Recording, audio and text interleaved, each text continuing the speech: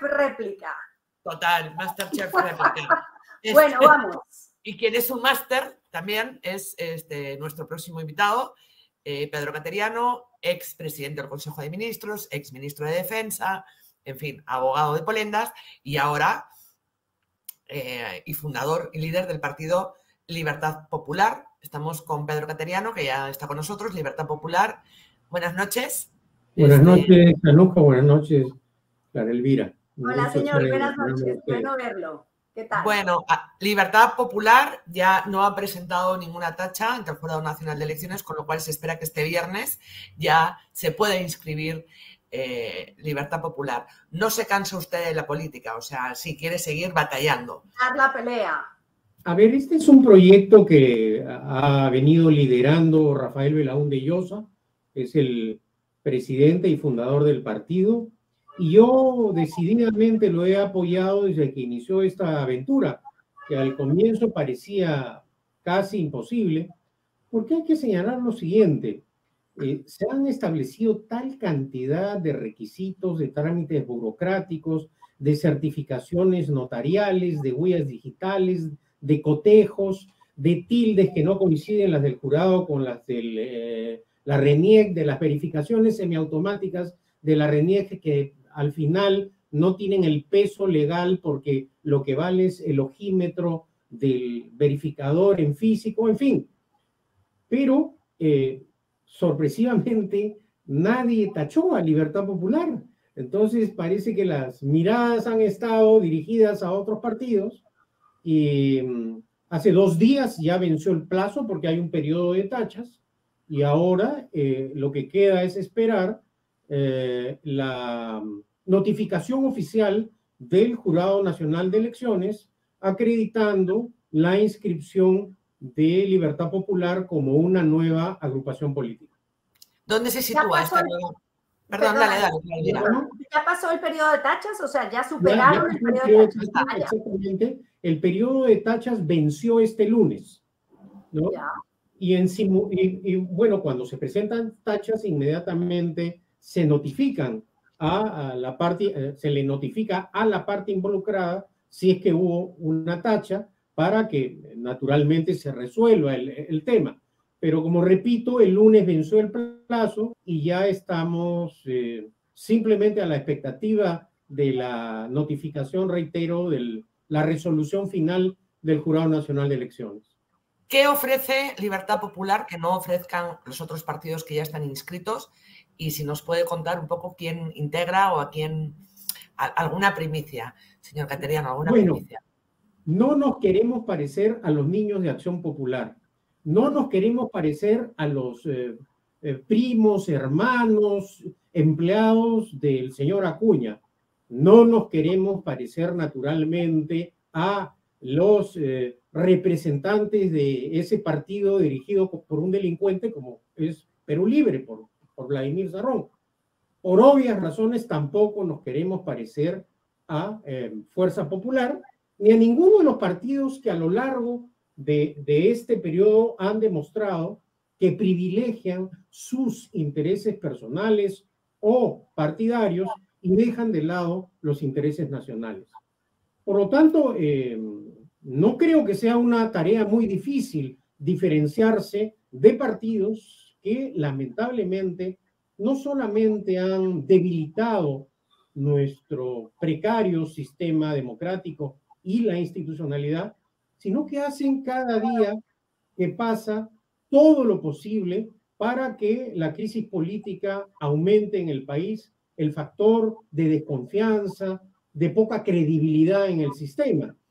Y entonces ahora empieza lo complicado, es decir, la tarea de armar un partido a nivel nacional que fundamentalmente sirva de renovación, que permita acceso de gente nueva a la política. Nos quejamos mucho, pero si la gente joven no participa en política, si no hay renovación, si seguimos con partidos con cúpulas, ¿no es cierto?, que controlan los partidos, como es el caso del APRA, ¿no es cierto?, en donde no hay una renovación. O hasta hace poco, Acción Popular, los jóvenes de Acción Popular estaban liderados por Vitocho. Entonces, con partidos así, con esos criterios, naturalmente, no hay garantías para una democracia representativa y eficaz. Y lo estamos padeciendo. También queremos diferenciarnos de lo que son los vientres de alquiler. Es decir, no se debe volver a repetir en el país la historia que pasó con Kuczynski, que compró un partido para poder ser presidente de la República. O ahora, en el caso de Castillo, que alquiló un partido, no sé si alquiló, se puso de acuerdo con Cerrón y vemos la consecuencia. Fue el donante, fue el donante, fue el donante. Exactamente, porque al final creo que Vladimir Cerrón no calculó la presión que le metió al temeroso Castillo. Yo creo que quien gatilló esta asonada golpista fue Vladimir Cerrón, que creo lo asustó demasiado al no garantizarle los votos para defender al golpista y corrupto Castillo, ¿no? Pero usted se sitúa ¿a dónde? ¿A derecha, izquierda? Es una pregunta primariosa en estos tiempos, ¿no? Porque todos los políticos evitan ahora circunscribirse a derecha, izquierda, centro, Nosotros somos un partido que apuesta por la libertad, por la economía social de mercado, por la iniciativa privada, por la inversión nacional y extranjera como fuente de trabajo para erradicar la pobreza, y propugnamos un Estado eficiente. Es imperdonable que en pleno siglo XXI un Estado con recursos tenga a 3,5 millones de compatriotas sin agua potable y que el Perú solo supere a República Dominicana y Haití. Y es más escandaloso que este no sea un tema de interés nacional, que no esté en la agenda política ni del gobierno ni del Parlamento. Y cuando uno toca este tema que involucra un monopolio del Estado con 50 empresas públicas que violan sistemáticamente los derechos humanos de 3,5 millones de compatriotas, a uno lo acusan de querer privatizar. No, eso hay que cambiarlo. Y el Estado se tiene que circunscribir a tareas titánicas que tenemos: educación, salud, mantenimiento del orden público, vivienda y agua potable. Ya solo ahí hay una gran tarea. Entonces, yo creo que un partido tiene que garantizar un cambio en beneficio de las mayorías. Y lo que hemos visto en los últimos años, lamentablemente, son distintos gobiernos que, reitero, han privilegiado los intereses partidarios o personales y dejado de lado, lamentablemente, el interés nacional, ¿no? De la mayoría de los ciudadanos. Y aquel que le diga, pero usted ha formado parte de 2 gobiernos con 2 presidentes procesados. ¿Cómo le responde usted a quien le pregunte? A ver, yo lo que respondo es que siempre servir al país es un honor. Siempre. Asumir un cargo en circunstancias difíciles es una obligación cívica de un ciudadano. Que una persona o que un grupo de personas traicionen al país, cometan delitos, no hace eso responsable a la persona que trabajó con honestidad. Yo he pertenecido efectivamente a 2 gobiernos, el del expresidente Humala, que viene siendo investigado por financiamiento ilícito, ilegal, de su campaña presidencial. Este hecho se conoció en la recta final de su gobierno, cuando la empresa Odebrecht señaló que lo había financiado ilegalmente. Luego se descubrió que en realidad Odebrecht dio dinero a todos.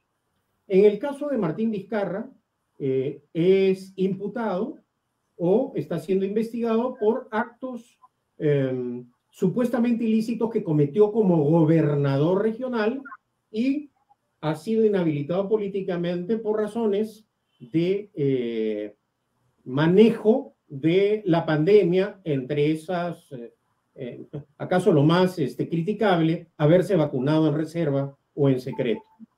Pero en el caso de Martín Vizcarra, yo mantengo mi postura inicial, porque yo no cambio la línea jurídica que tengo o el criterio según las conveniencias políticas. Cuando se inició el mal uso de la vacancia por incapacidad moral permanente contra Pedro Pablo Kuczynski, yo denuncié que esa era una amenaza al orden democrático y constitucional. Y cuando se usó este mecanismo contra Martín Vizcarra, señalé lo mismo. Y cuando Martín Vizcarra fue vacado, sostuve y ratifico mi posición jurídica que el fujiaprismo con la izquierda dieron un golpe de Estado desde el Parlamento. Reitero, yo mis puntos de vista no los cambio. Ahora, eso genera que la izquierda me diga ahora fujimorista y que la derecha me diga caviar. Entonces ahí te respondo, Anuska. Yo lo que defiendo es el Estado de Derecho, la vigencia de derechos humanos, la libertad económica, la economía social de mercado.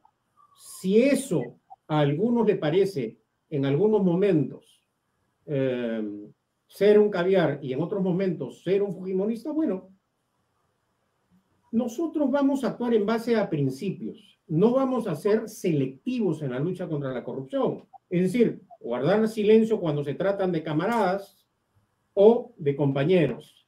Y también somos un partido que condena la dictadura como forma de gobierno. El drama de América Latina y en especial del Perú han sido los golpes de Estado. Esto que ha traído como consecuencia la falta de una cultura democrática y de una conciencia constitucional. Por eso hemos ratificado en todas las tribunas y oportunidades que hemos tenido que Libertad Popular condena la dictadura como forma de gobierno, pero condena las dictaduras de izquierda y condena también a las dictaduras de derecha. Y eso, bueno, podrá diferenciarnos de muchos partidos que tienen, por ejemplo, ahora grandes dificultades para condenar a las dictaduras criminales de Cuba, Venezuela o Nicaragua. Sí, y quiero preguntarle muy brevemente sobre una vacancia que usted no mencionó. No la vacancia del 7 de diciembre, porque esa vacancia está más que bien dada por ese golpe que dio Pedro Castillo. Pero hubo 3 intentos previos de vacancia a Pedro Castillo. ¿Qué opinaba usted en ese momento sobre esos intentos de vacancia? Porque nos habló del de PPK y del de Vizcarra. De los de Pedro Castillo, ¿cómo los veía? Usted puede entrar en este momento a Google, cualquiera de los oyentes o televidentes del programa de ustedes, y van a ver que mi postura jurídica fue la misma. Yo dije en esas ocasiones que se estaba malinterpretando y usando mal la vacancia por incapacidad moral permanente contra Pedro Castillo. Está ahí, mis declaraciones se pueden verificar. Ahora, en el caso de Castillo, la vacancia, cuando él da el golpe de Estado efímero, breve, es plenamente constitucional. Pero en las anteriores acciones del Parlamento, yo públicamente critiqué y dije que esos pedidos de vacancia eran inconstitucionales. Y vuelvo a lo mismo. Es decir, el orden democrático y constitucional se defiende en bases a principios, no en base a conveniencias políticas, que es lamentablemente lo que ha venido ocurriendo. Es decir, la lucha selectiva contra la corrupción, que creo en este momento es uno de los grandes problemas de la izquierda latinoamericana en el poder, ¿no? O sea, ¿se ataca solo o se persigue al adversario? No. En un Estado de Derecho la ley se aplica igualmente con todos.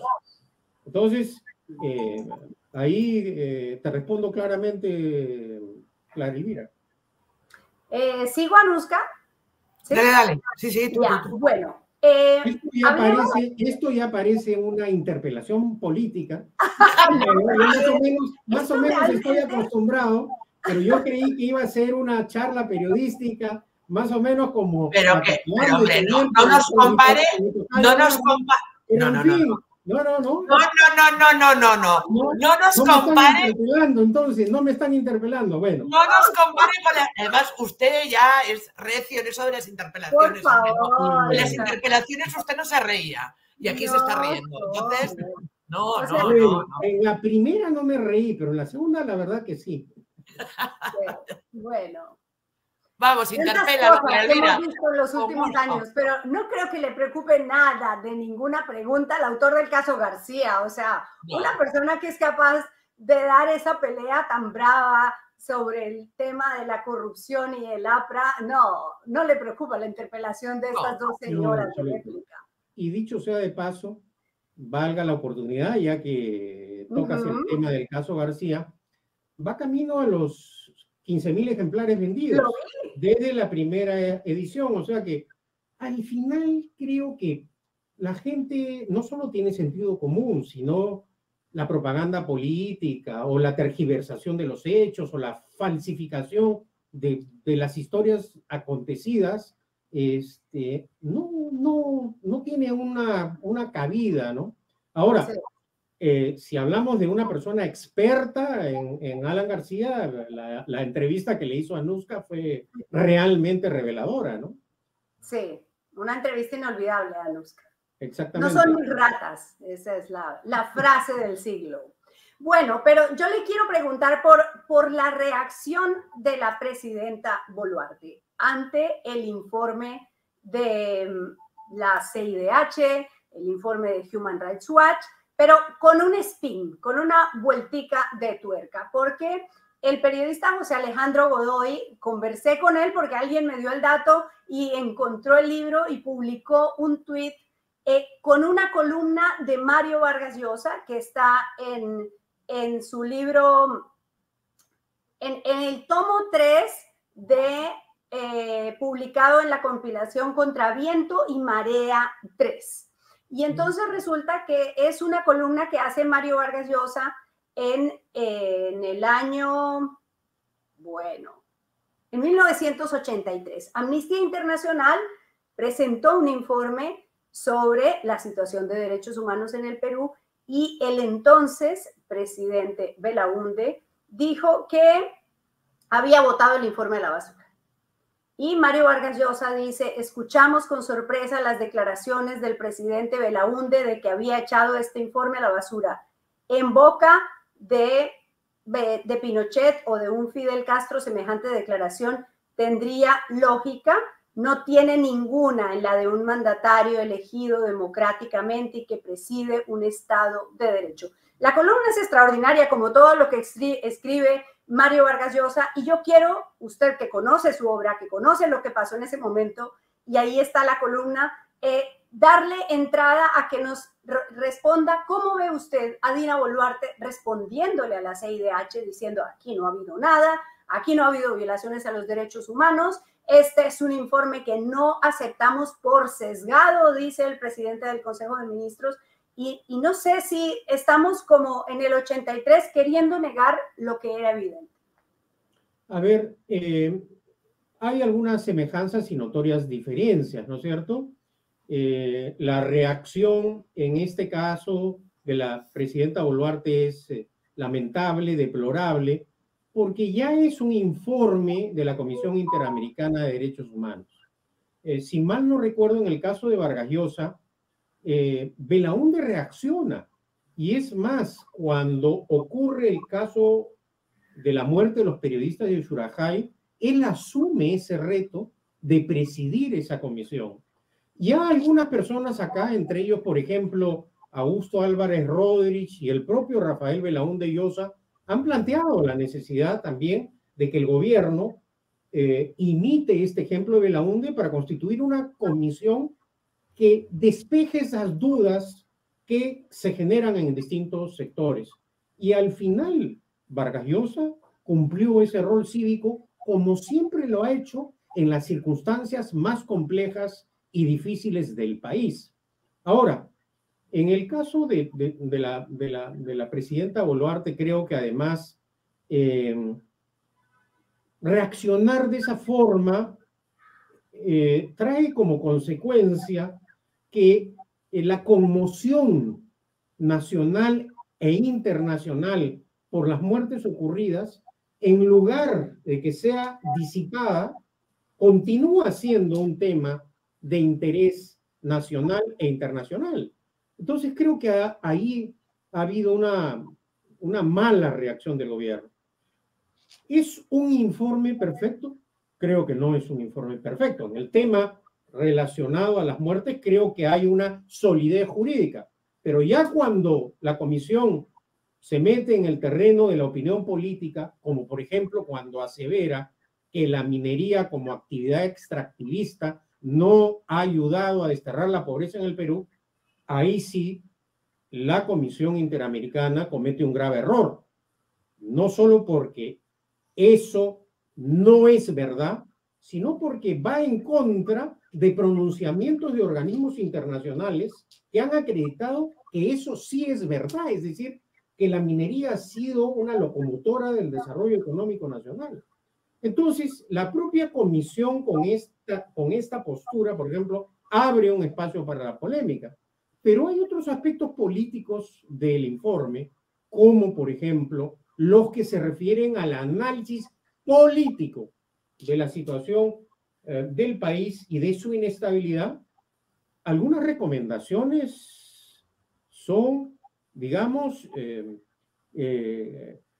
certeras. Por ejemplo, el mal uso de la vacancia por incapacidad moral. Eso le iba a decir, porque eso lo plantea, claro. Claro, igualmente delimitar el tema de la disolución del Congreso.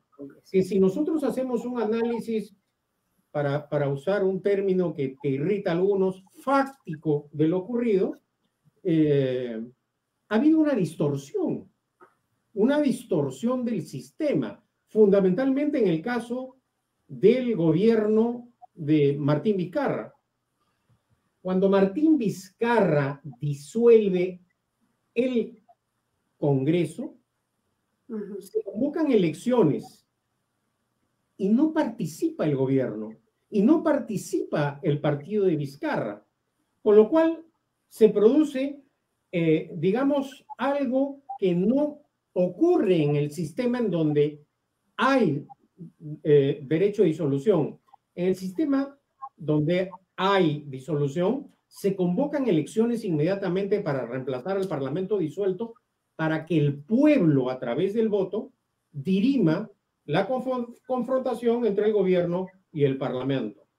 Como Vizcarra no tenía partido, ni le interesó, creo yo, formar una alianza para tener representantes, al final terminó, ¿no es cierto?, dándole el espacio político nuevamente a los partidos que luego lo vacarían. ¿Y qué ocurre cuando se presenta la disolución del Congreso, la posterior? El presidente del Congreso en ese entonces, Olachea, distorsiona el sistema completamente, presentando una demanda competencial ante el Tribunal Constitucional para que él defina el asunto. En el sistema parlamentario, que es donde existe el derecho de disolución, quien zanja el problema, repito, no es un tribunal constitucional, no es la Corte Suprema, es el pueblo a través del voto. Y vimos también que en el caso de Kuczynski, cuando numerosas personas, periodistas, lo alertamos de que ese Congreso controlado por Keiko Fujimori lo quería vacar y era necesario frenar ese ejercicio abusivo del poder, tuvo temor de disolver el Congreso. Entonces, por eso creo que... Tuvo temor de presentar una cuestión de confianza en el caso de Jaime Saavedra y ahí empezó todo. Exactamente. Fue el principio del fin del gobierno de Kuczynski. Pero a lo que me refiero es que desde el punto de vista político no sirvió para zanjar ese enfrentamiento. Lo que hemos tenido estos últimos años, Anuja y Clara Elvira, es una confrontación permanente entre el gobierno y el Parlamento que distorsiona por completo lo que es la esencia de la democracia. ¿En qué se sustenta la democracia? En el equilibrio entre los poderes del Estado. La democracia no se sustenta en la guerra permanente entre los poderes del Estado. Esto no ocurre en ninguna democracia sana del mundo. Por esa razón, la Comisión recomienda que se reforme esto, porque no es normal, ¿no es cierto?, que en cualquier democracia se tenga el número o la cantidad de presidentes que hemos tenido. Eso no es normal, eso no es constitucional, eso no es cívico, eso no es racional. Y hemos visto que hasta ahora no salimos de ese asunto, y es más, irresponsablemente, el Parlamento se niega, y ya va camino a los 2 años de gestión, este Parlamento se niega a hacer esas reformas necesarias para poder salir de este entrampamiento, porque hay que decirlo muy claramente, mientras se siga malinterpretando y usando políticamente la vacancia por incapacidad moral permanente, esto va a significar un continuo debilitamiento del sistema democrático. Sí. ¿Y acaso el Parlamento no quiere hacer esta reforma por temor a perder poder? Claro. Y finalmente, en el caso de Castillo, tenemos que señalar que cuando a nivel internacional Castillo y Aníbal Torres acusaron de golpistas a los parlamentarios, por el pánico que tenían los señores congresistas, no se atrevieron a censurar a Torres, porque, reitero, tenían pánico a la disolución del Congreso.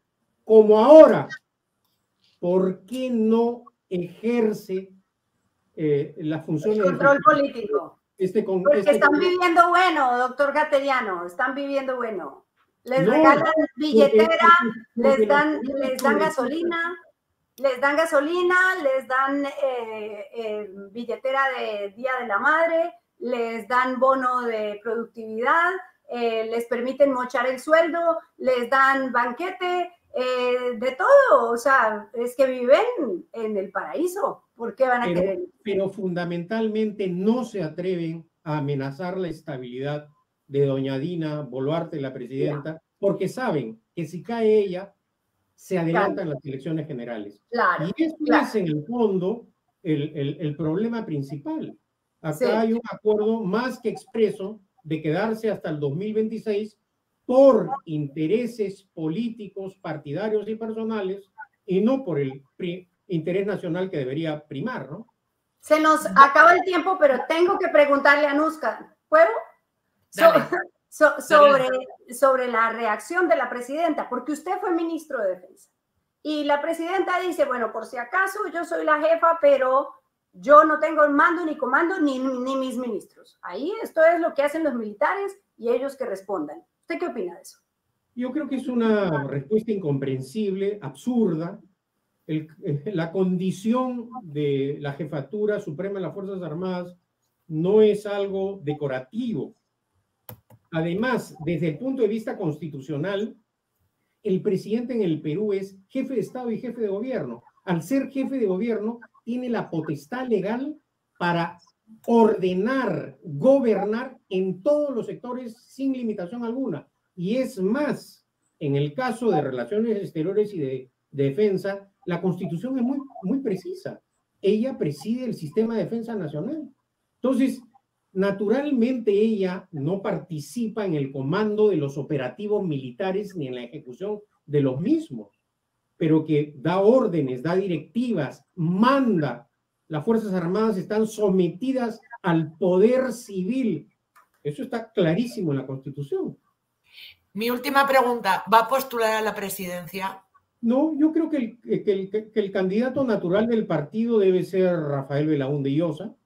Yo voy a hacer modestamente lo que el partido diga, ¿no? Pero hemos entrado en esta batalla porque creo que cuando uno deja los espacios políticos vacíos, otros llenan esos espacios. Y ya hemos visto las graves consecuencias que tiene para el país el hecho de abandonar el quehacer político. Hay que hacer política. ¿Tiene un costo? Claro que tiene un costo, pero también tiene grandes satisfacciones. Es decir, cuando la gente, porque el reflejo del Twitter o de los ataques en las redes sociales, esa no es la realidad.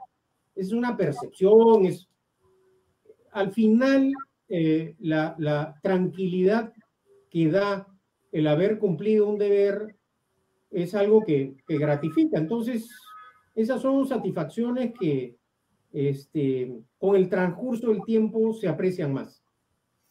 Muchísimas gracias como siempre. Y bueno, pues hasta la próxima. Hasta la próxima. Gracias por estar aquí. Y probemos el jugo de pepinillo para la próxima. la vinagreta, la salsita. Bien. Correcto. Gracias, señor. Hasta luego. Muchísimas gracias. Hoy nos alargamos mucho. Después de salsita con yogur, tenemos que hablar de las salsas Baby. Vamos rápidamente.